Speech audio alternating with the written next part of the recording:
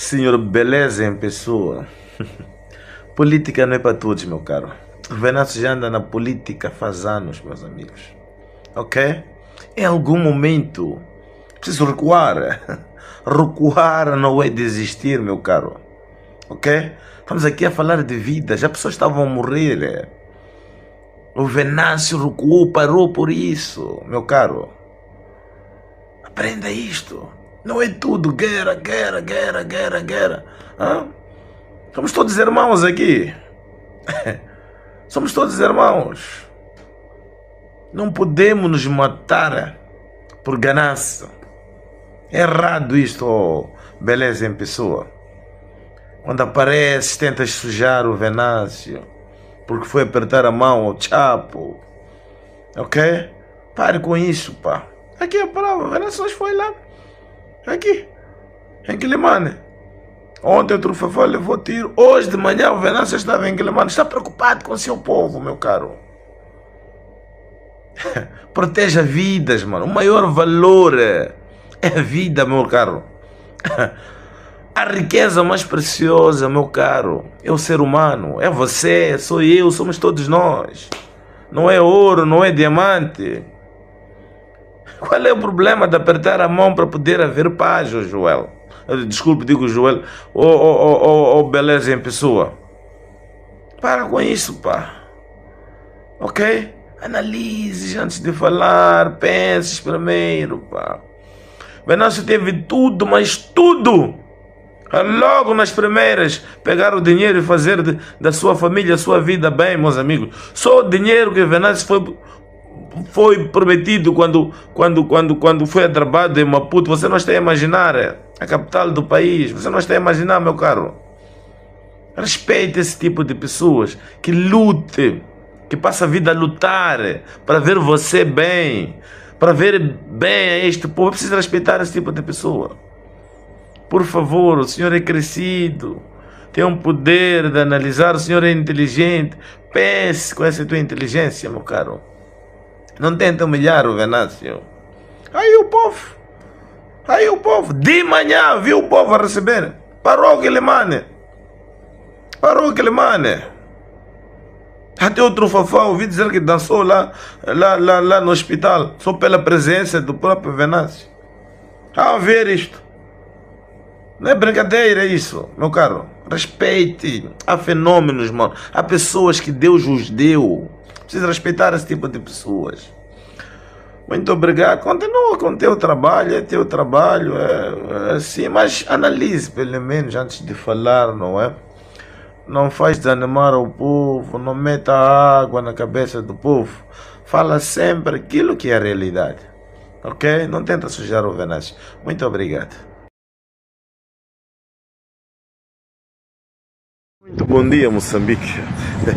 Especial ao nosso ministro do interior. Senhor ministro, quando aparece e diz que não existe esquadrões de morte, qual é o nome que nós temos que usar para este tipo de gente que acorda de manhã e procura matar pessoas, não é? O caso que aconteceu há dias, não é? Por exemplo, do Trufafá, onde tentaram e não conseguiram. Mas no meio disso tudo já morreram tanta gente. Onde a polícia não conseguiu dizer, não conseguiu trazer essas provas, as pessoas que o fizeram é isso. Temos exemplo do Elvino Dias e de muitos mabuianos, são muita gente. O ex-deputado da Renamo, não se trouxe aqui as provas. Quer que a gente chame de que tipo de pessoas essas pessoas que vão assassinando as outras? Se não são de esquadrões da morte, que tipo de pessoas são? Qual é o nome que nós temos que usar, senhor ministro?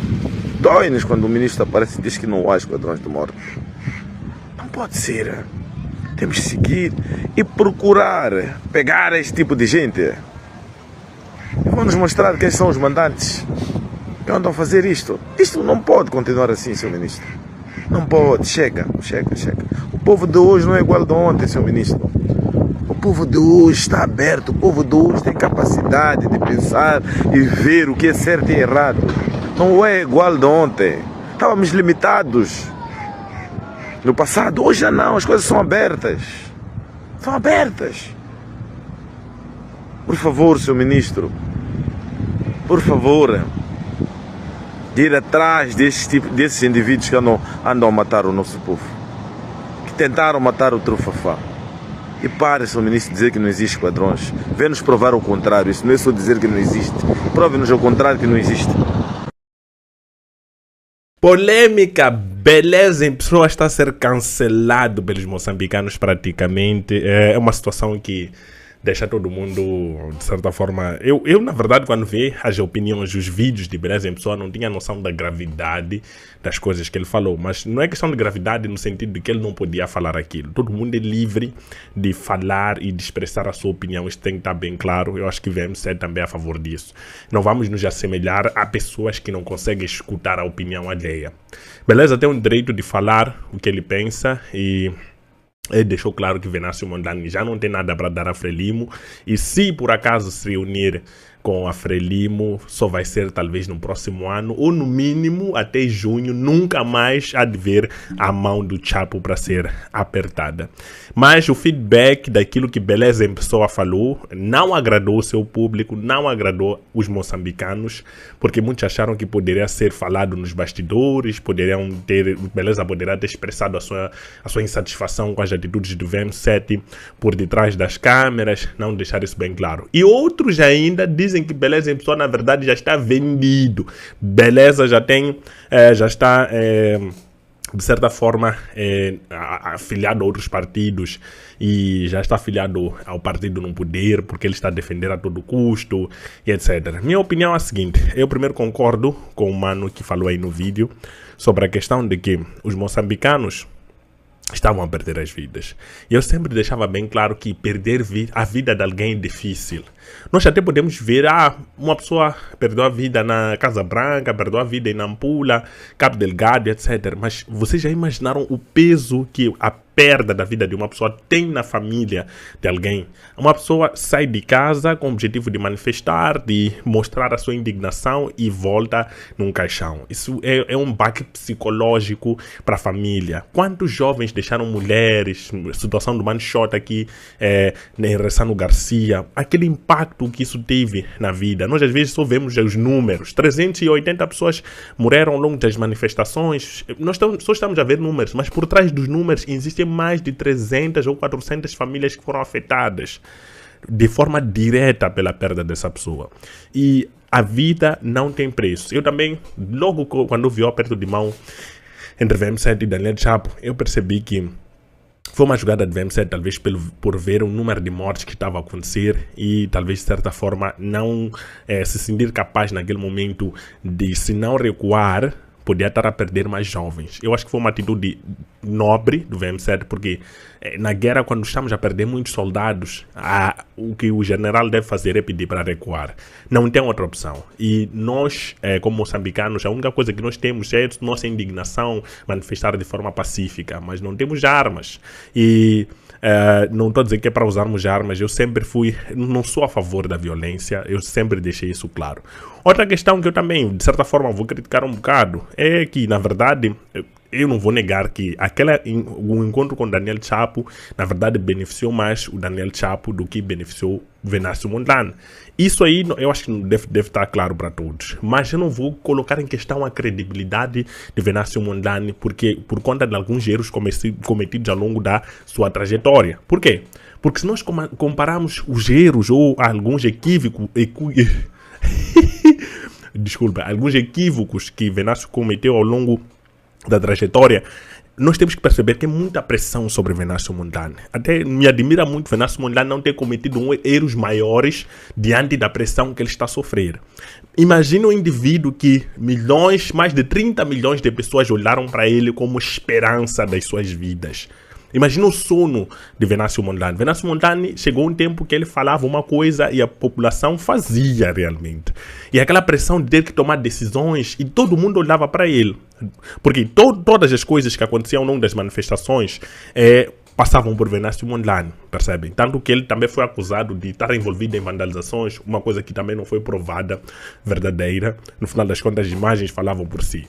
Nesse contexto, nós temos que ter a seguinte paciência.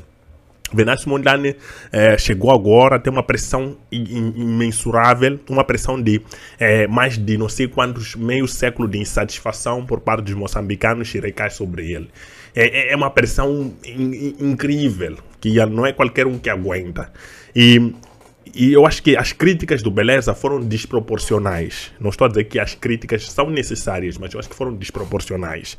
Por quê?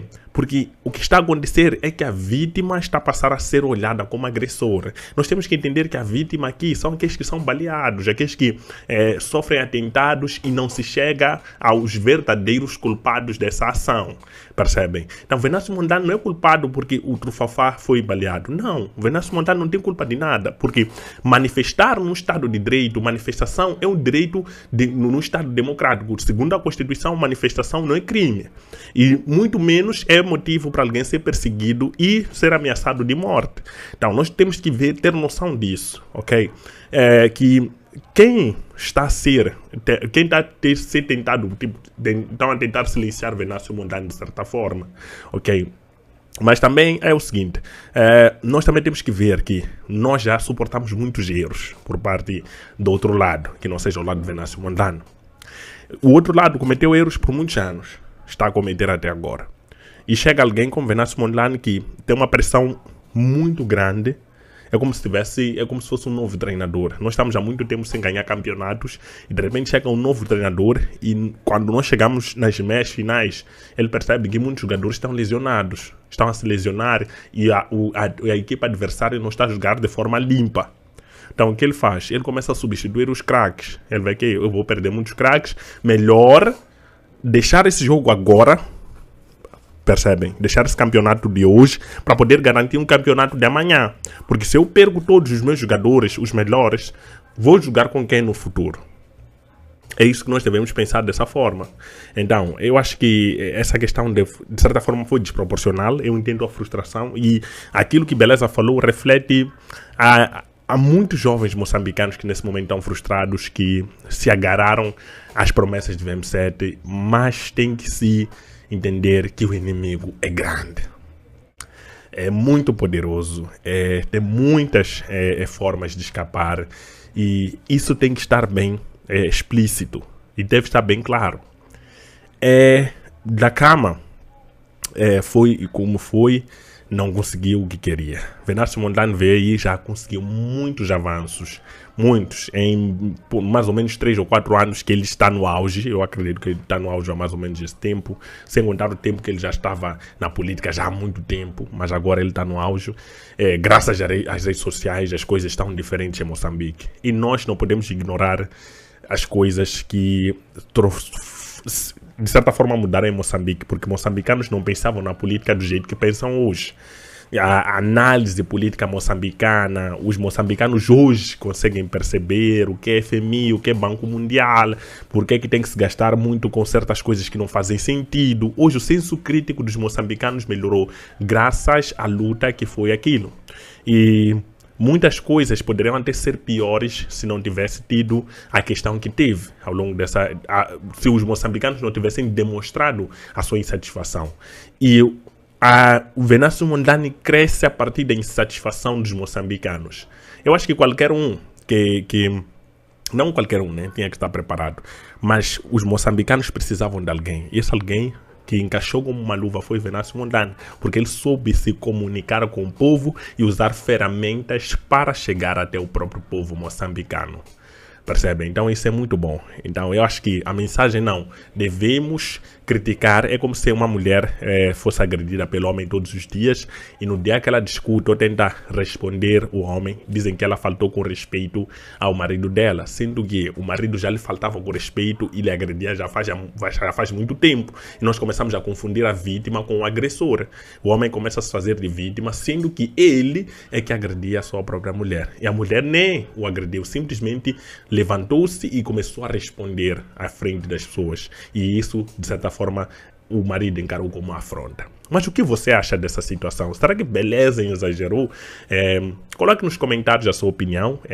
Talvez minha opinião está de certa forma confusa, mas eu acredito que vocês perceberam. Quem não percebeu, coloque nos comentários que eu vou explicar o meu fio de pensamento. Muito obrigado por estar aqui comigo. Não esqueça, o lema do canal é olhar a África em uma perspectiva africana. Tchau!